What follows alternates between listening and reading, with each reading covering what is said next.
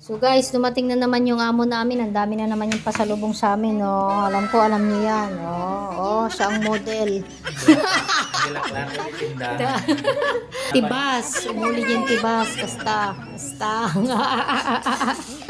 Dala ni amo namin, oh. Galing na naman siya sa layasan. Meron na naman siyang dala sa amin na pasalubong.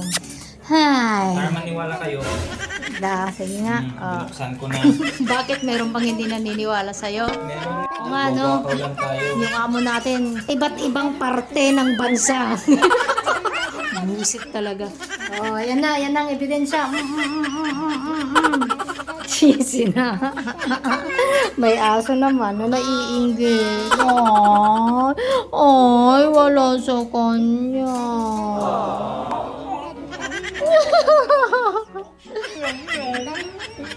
Oh my God. Nagitisutin doon. Ito na, oh.